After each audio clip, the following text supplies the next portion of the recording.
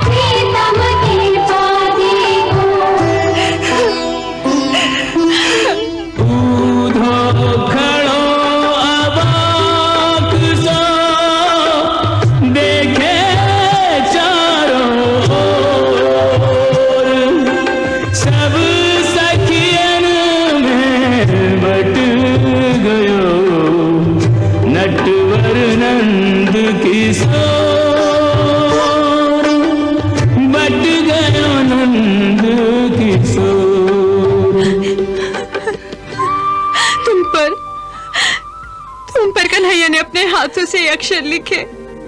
तुम कितने भाग्यशाली हो कि तुम्हारे शरीर के साथ कृष्ण के हाथों का स्पर्श हुआ। मुझे भागिन को तुझे को हृदय से लगाने दे कि मैं भी कृष्ण स्पर्श का आनंद उठाऊं।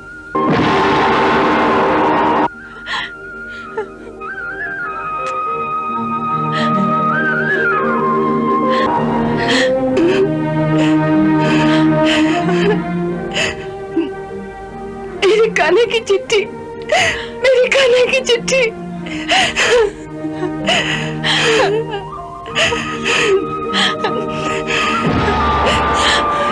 मेरे कान्हा की चिट्ठी आई, मेरे कान्हा की चिट्ठी आई।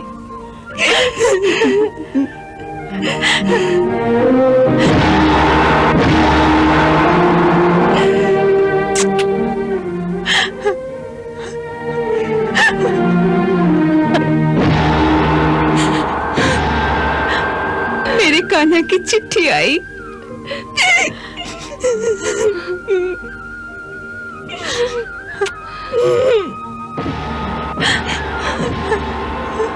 ये कैसी मूर्खता की बातें कर रही हो? लाओ। उद्धव जी, चिट्ठी दे देंगे, पर पहले ये बताओ इसमें हमारा नाम किस स्थान पर लिखा है? तुम्हें पढ़ना भी आता है? अगर हमें पढ़ना आता होता भैया तो हम आपसे क्यों पूछते? हम स्वयं ही नहीं पढ़ लेते। लाओ भैया, हाँ, किसी को यहाँ पढ़ना नहीं आता, इसीलिए तो आपसे विनती कर रहे हैं ना। हाँ, अब हमें इतना बता दीजिए कि इस चिट्ठी में किस किस का नाम किस किस स्थान पर लिखा हुआ है। हम अपने अपने स्थान को चुन ले, बाद में आप इस चिट्ठी को लेकर चले जाना। लाओ। हाँ? अरे लाओ। लाओ चिट्ठी, लाओ, इधर दो, दो, लाओ, लाओ, इधर दो, लाओ, लाओ। इस पत्र में किसी भी स्थान पर किसी का भी नाम नहीं लिखा हुआ है। क्या राधा का भी नाम नहीं लिखा है क्या उद्धव जी? नहीं, इस पत्र में राधा का भी नाम नहीं लिखा है।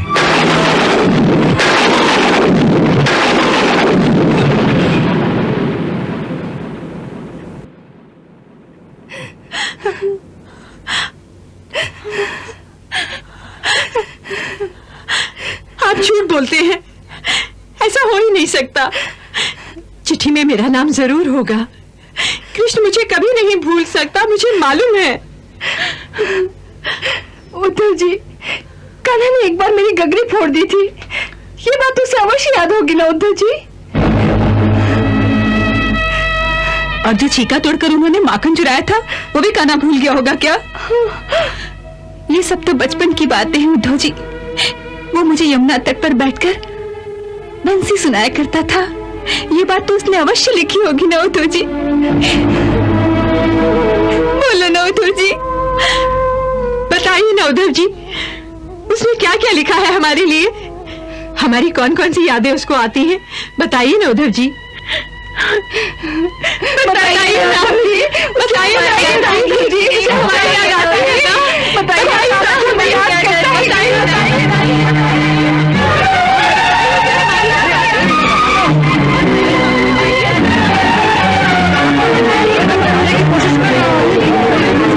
शांत हो जाइए, शांत हो जाइए, शांत हो जाइए।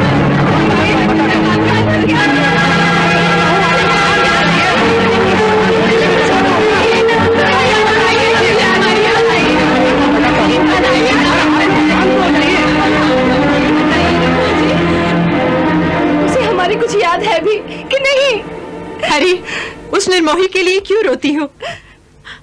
अगर उसे हमारी याद आती तो क्या एक बार वो आकर हमारी सुध न लेता? उसे अवकाश ही कहाँ होगा। सुना है वहाँ कोई कुब्जा रानी है, उसके साथ बड़ी बनी हुई है। अरे, एक कुब्जा थोड़े ही ना होगी, वो तो वहाँ का राजकुमार है। उसके आगे पीछे तो हजारों नगर वालियां घूमती होंगी। हम जैसी गंवार ग्वालिनों की याद उसे क्यों आने लगी? अगर उसे राधा का नाम याद नहीं तो क्या वो हमारा तुम्हारा नाम याद रखेगा? बोलो ना उद्धव जी, उसने अगर हमारे पास भेजा है तो क्या संदेशा देकर भेजा है? बोलो ना उद्धव जी, बोलो ना उद्धव जी, अगर तुम्हें कान्हा ने भेजा है तो हमारे पास क्या संदेशा देकर भेजा है? बोलो ना उद्धव जी, बोलो। वो कब आएगा? उसने तो वचन दिया था ना उद्धव जी कि वो अपना कर्तव्य पूरा करके शीघ्र ही लौट आएगा। क्या अभी तक पूरा नहीं हुआ है उसका वो कर्तव्य पालन? मेरी कर्तव्य तो तभी पूरा हो गया था जब कंस मारा गया था, है ना? कर्तव्य पूरा हो गया तो वो वहाँ क्या कर रहा है? आया क्यों नहीं? आया क्यों नहीं? सीधी सी तो बात है, उसे जब कुब्जा रानी से अवकाश मिलेगा तभी तो आएगा ना यहाँ। तो फिर चिट्ठी काहे को लिखी है? ये चिट्ठी भी उस छलिए का एक छल होगा। ये ये चिट्ठी उसने ये कहने के लिए भेजी होगी कि मुझे तुम लोगों की बहुत याद आती है, पर मैं राजकाज में बड़ा व्यस्त हूँ, इसलिए मैं जल्दी नहीं आ सकता, है ना? मैं नहीं आऊंगा ये वो कभी कह ही नहीं सकता। उद्धव जी, क्या उसने ये लिखा है कि वो नहीं आ सकता या वो नहीं आएगा? हाँ,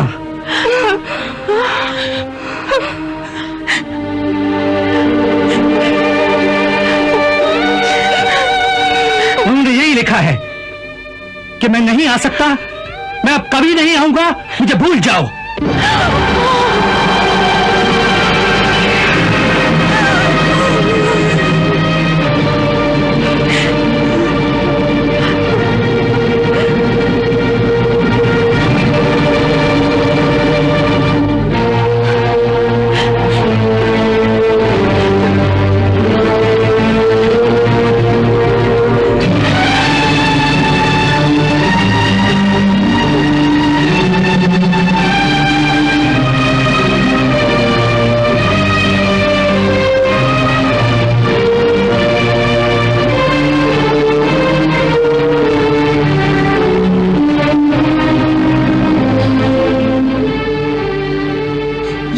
चिट्ठी में कि मैं नहीं आऊंगा, मुझे भूल जाओ।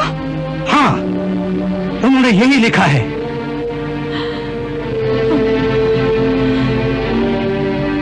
सच कहते हो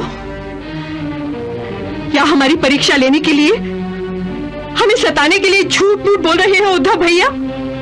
मैं भगवान श्री कृष्ण की शपथ लेकर कहता हूं कि मैं सत्य कह रहा हूं। इस पत्र में उन्होंने यही संदेशा भेजा है कि मुझे भूल जाओ। यदि इस चिट्ठी में यही लिखा है तो तुम इस चिट्ठी को ब्रज की धरती पर लाई कैसे? ये चिट्ठी नहीं, ब्रज का अपमान पत्र है। इसके तो चिट्ठी कर देनी चाहिए। इसके चिट्ठी कर देनी चाहिए।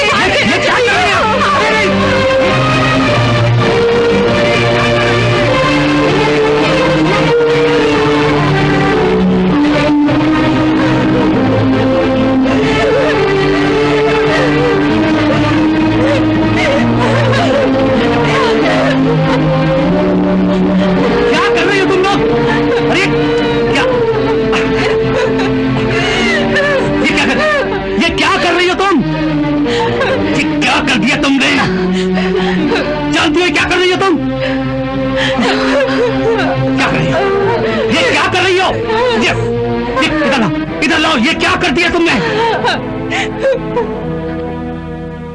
जानती हो तुम लोगों ने क्या किया? यह पत्र जो तुमने फाड़ डाला है, यह स्वयं पर ब्रह्म के हाथ का लिखा हुआ पत्र था।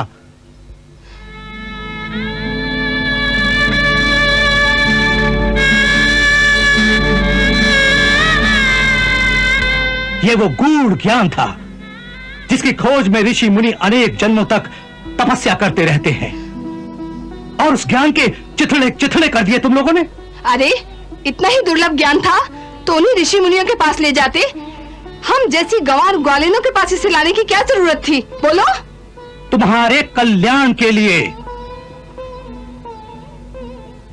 शारीरिक मोह की जिस भावना को तुम प्रेम प्रेम करती फिरती हो, उस प्रेम के दलदल से तुम्हें बाहर निकालने के लिए भगवान श्री कृष्ण ने तुम्हारे नाम ये पत्र लिखा था।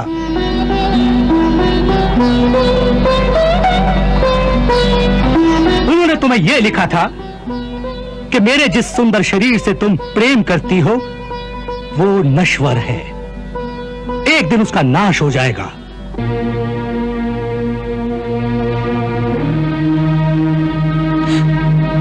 इसलिए इस मोह के बंधन को तोड़ो और मेरे अविनाशी रूप का ध्यान करो जो निर्विकार है, निराकार है।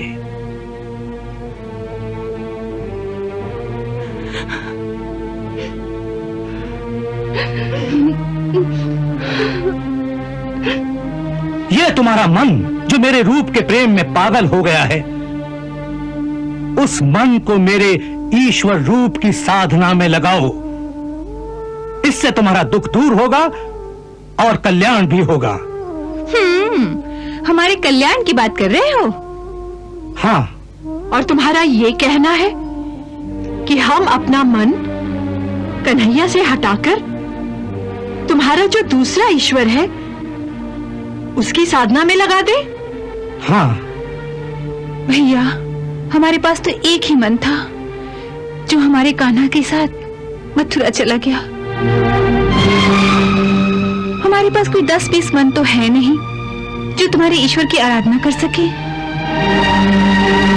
उद्धव जी, मुझे एक बात बताइए, तुम्हारा वो ईश्वर रहता कहाँ है? क्या उसके नैन भी हमारे कन्हैया के नैनों की तरह सुंदर और कटीले हैं? क्या उसके हाथों में वही नरमी है,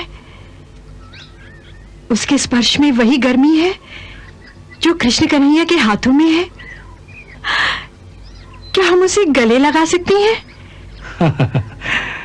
नहीं नहीं नहीं नहीं, ना उसके हाथ हैं, ना उसके नयन हैं, ना वो किसी के गले लग सकता है। वो परब्रह्म परमेश्वर निराकार, अविनाशी और अचल है। ना वो पैरों से चलता है, ना वो कहीं आता है, ना कहीं जाता है, क्योंकि वो हर समय हर स्थान पर व्याप्त और विराजमान है। ना वो पैदा होता है, ना वो मरता है। वो भूत, भविष्य और वर्तमान की सीमाओं से परे है।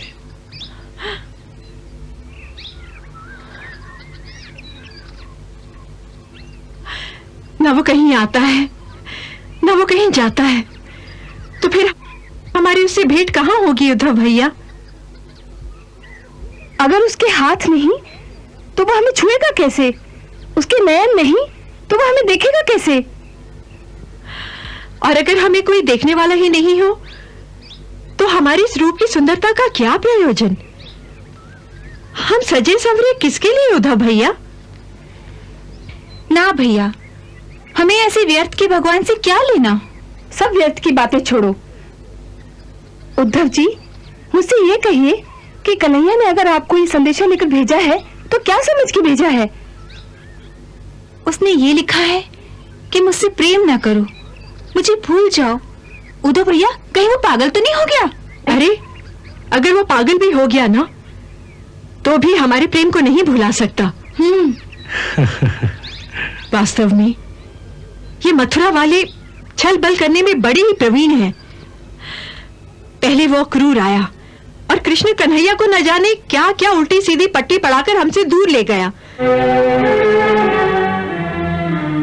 और अब ये उद्धव भैया आए हैं एक नया उपदेश देने कि कृष्ण भगवान को भूल जाओ।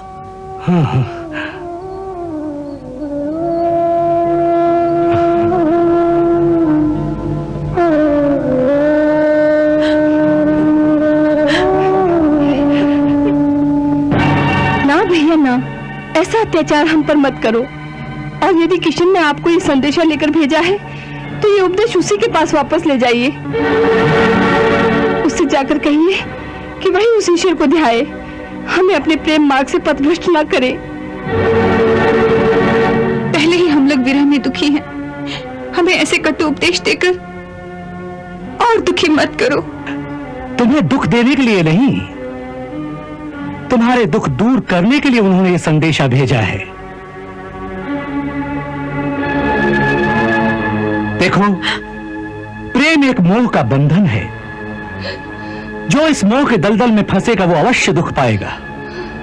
और मैं कहता हूं, इस माया के अंधकार से निकलकर ज्ञान के प्रकाश में आओ, जहां न मिलने का सुख है न बिछड़ने का दुख है, केवल परमानंद ही परमानंद है।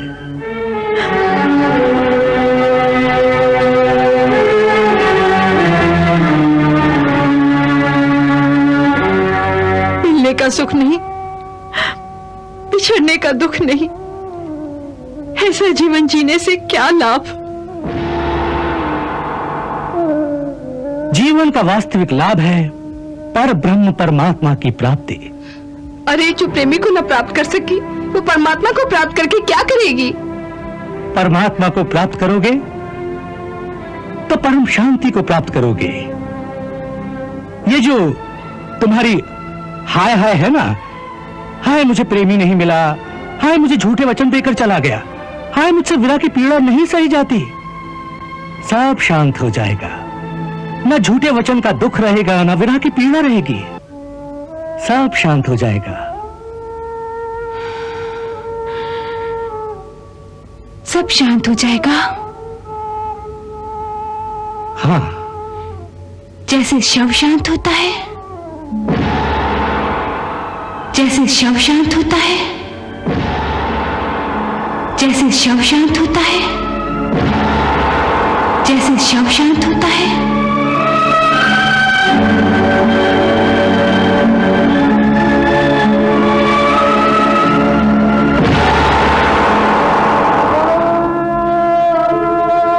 उद्धव जी, विरह की पीड़ा में जो आनंद है,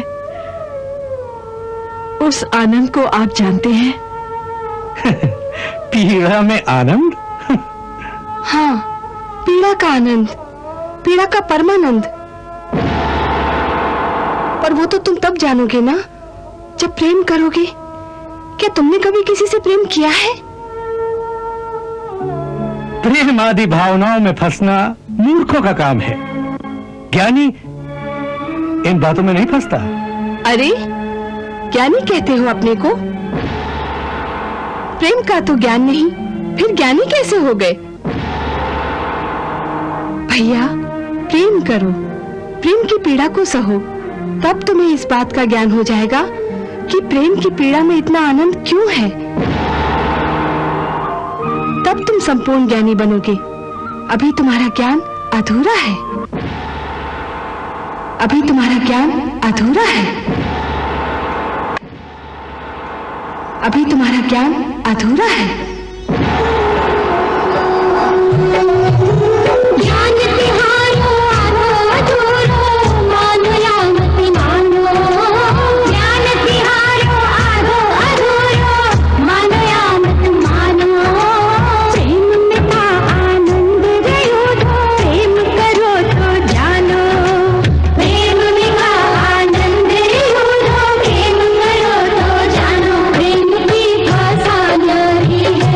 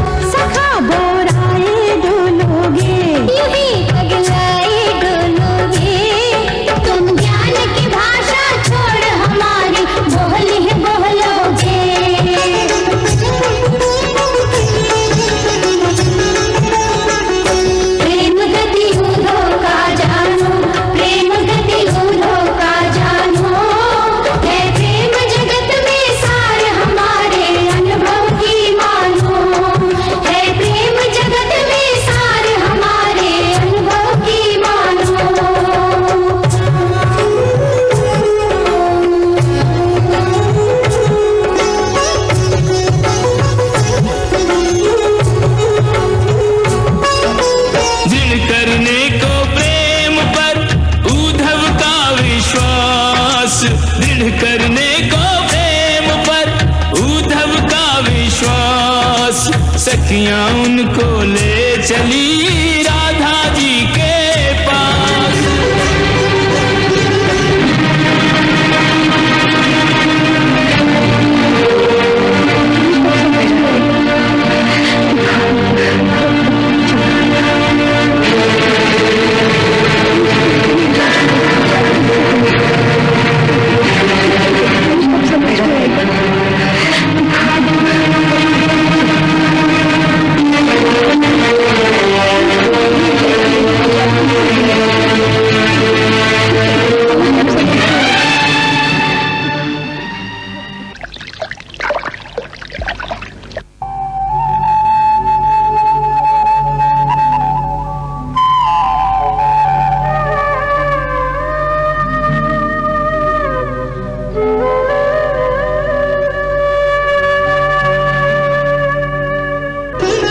यही श्री राधा रानी है, यही श्री राधा रानी है। श्री कृष्ण चंद्र के अमर प्रेम की अमिट निशानी है।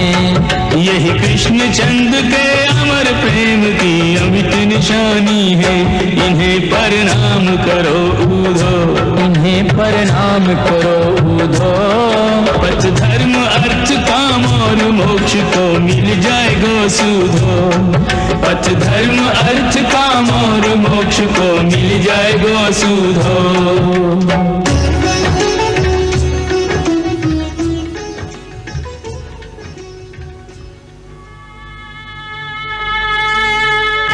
लो राधा, ये कृष्ण का नया संदेश लेकर आए हैं।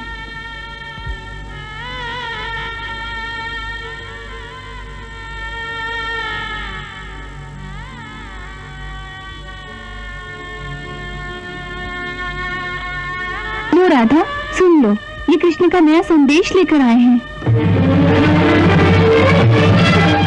कृष्ण का संदेशा है? उनके आने का संदेशा है क्या?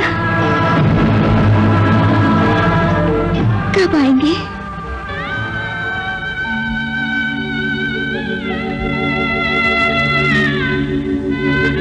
अरे, आने का संदेशा नहीं है।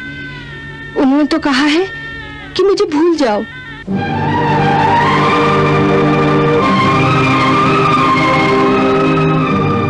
और इन्हें भेजा है कि हमें योग, ज्ञान और तप सिखाएं, जिससे हमारा कल्याण हो जाए।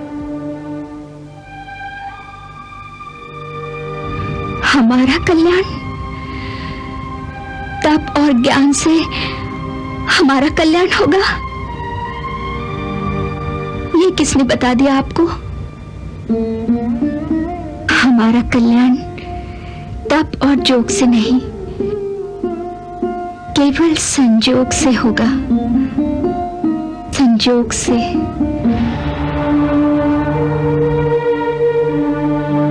कृष्ण के साथ संजोग और पूर्ण संजोग। जब दोनों में कोई अंतर न रह जाए, जब कृष्ण राधा और राधा कृष्ण हो जाए,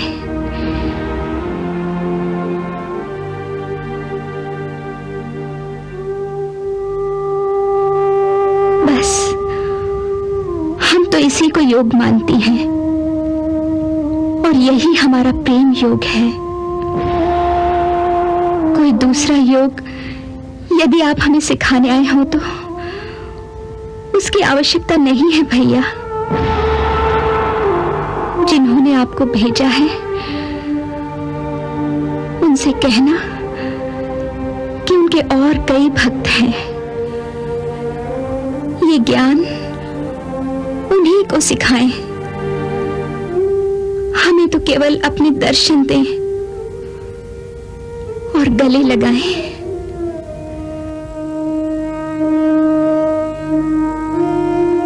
बस, और न हमें कुछ मांगना है और न हमें अपना प्रेम योग छोड़कर कोई दूसरा योग सीखना है।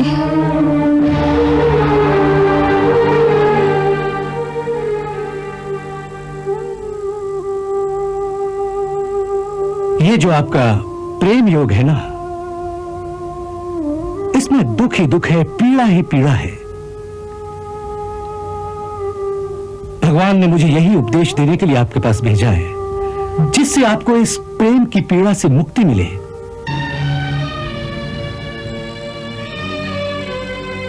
प्रेम की पीड़ा से मुक्ति दिलाने आए हैं आप? हाँ।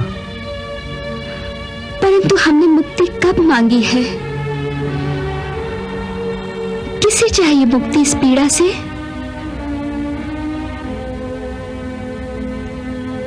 किसे चाहिए मुक्ति इस पीड़ा से?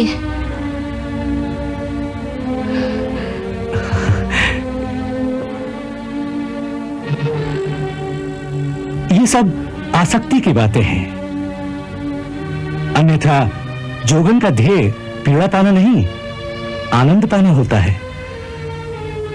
परंतु आनंद की परिभाषा सबके लिए एक तो नहीं हो सकती। किसको किस बात में आनंद आता है, ये तो सबका अपना अलग अलग दृष्टिकोण है।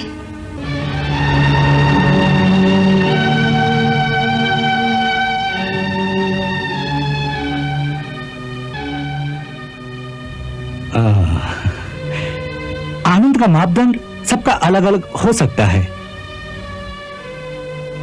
परंतु एक बात निश्चित है, पीड़ा को कोई आनंद नहीं कह सकता। कह सकता है। जिसे पीड़ा में आनंद आए वो कह सकता है।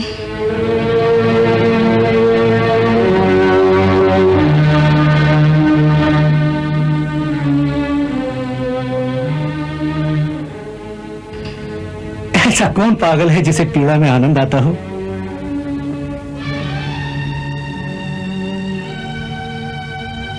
एक माँ और एक प्रेमिका। माँ और प्रेमिका? मैं कुछ समझा नहीं। देखिए, पुत्र को जन्म देते हुए हर स्त्री को कितनी असह्य पीड़ा होती है, परंतु एक माँ के लिए पुत्र जन्म में इतना आनंद है कि संसार की प्रत्येक स्त्री इस पीड़ा के लिए लालायित रहती है। यही हाल प्रेमिका का है। जिसे जीवन में प्रेम का उपहार मिल जाए, जो अपने अधरों से प्रेम रस का प्याला लगा ले, उसे संसार में किसी और आनंद की आवश्यकता नहीं रह जाती।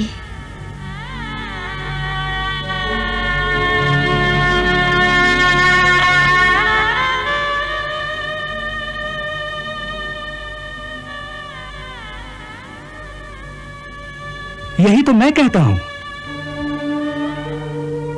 अधरों का प्याला तो क्षण मात्र के लिए हो सकता है, तत्पश्चात जो जीवन भर का विरह तड़पाता है, उसका क्या उपचार है?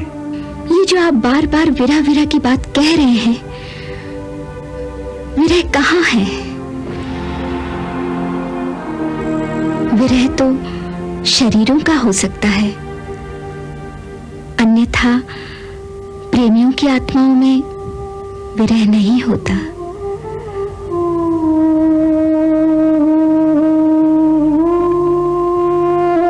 वे तो प्रत्येक क्षण एक दूसरे के साथ ही रहते हैं।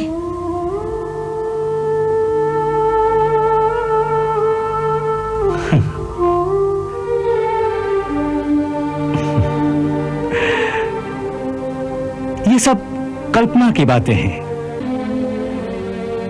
अज्ञानी मानव इसी प्रकार की झूठी कल्पना के तारों में अपने आप को उलझाकर अपने आप को धोखा देता रहता है।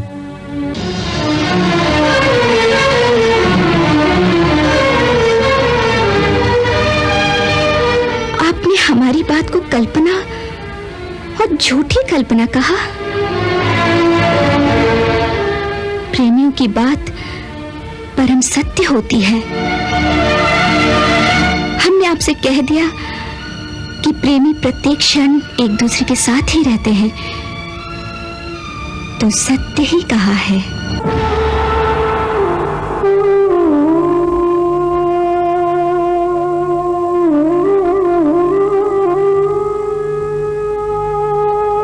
परंतु ये वो सत्य है जो दिखाई नहीं देता, केवल मन से मान लिया जाता है। इसलिए मैं इसे कल्पना ही कहता हूं।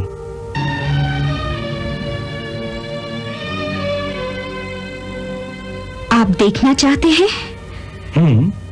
तो ये देखिए, हमारा कृष्ण हमारे साथ है कि नहीं?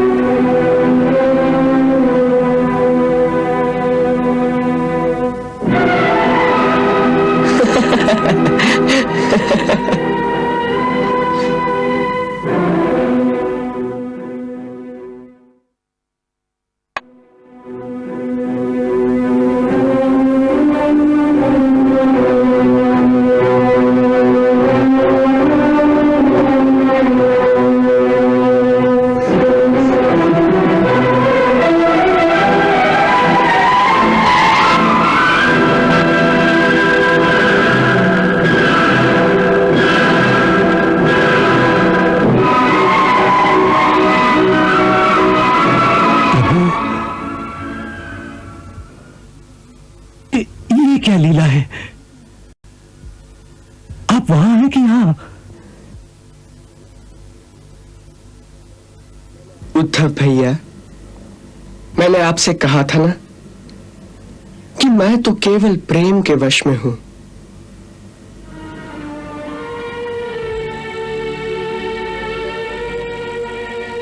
जहां मेरा प्रेमी मुझे बुलाएगा, मैं वही हूं।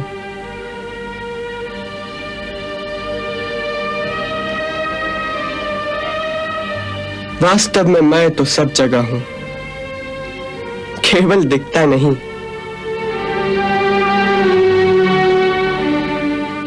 जैसे अंधकार में वहीं पड़ी हुई कोई वस्तु दिखाई नहीं देती और दीपक जलते ही वो वस्तु दिखाई देती है, उसी प्रकार यदि मुझे देखना हो तो केवल प्रेम और भक्ति का दीपक जलाओ, मुझे वहीं खड़ा पाओगे।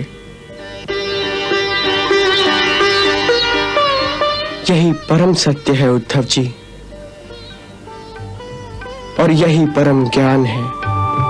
उद्धव जी को मिल गया साचा प्रेम प्रमाण, भरम गया संशय गयो, जागो साचो ज्ञान, जागो साचो ज्ञान।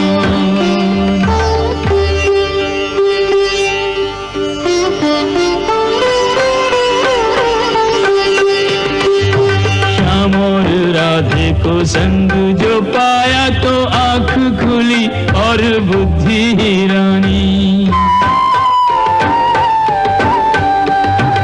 उधो बेचारा समझ नहीं पाए कि वास्तव क्या और क्या है कहानी। प्रेम की ऐसी अवस्था जो देखी,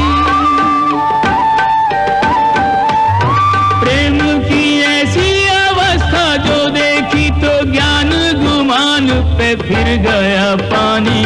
भक्त के बस में जो भगवान देखे तो प्रेम और भक्ति की महिमा जानी।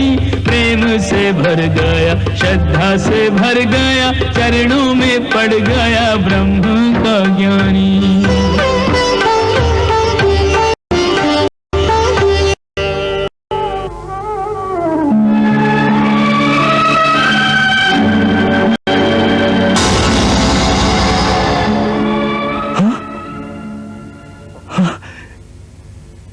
प्रभु,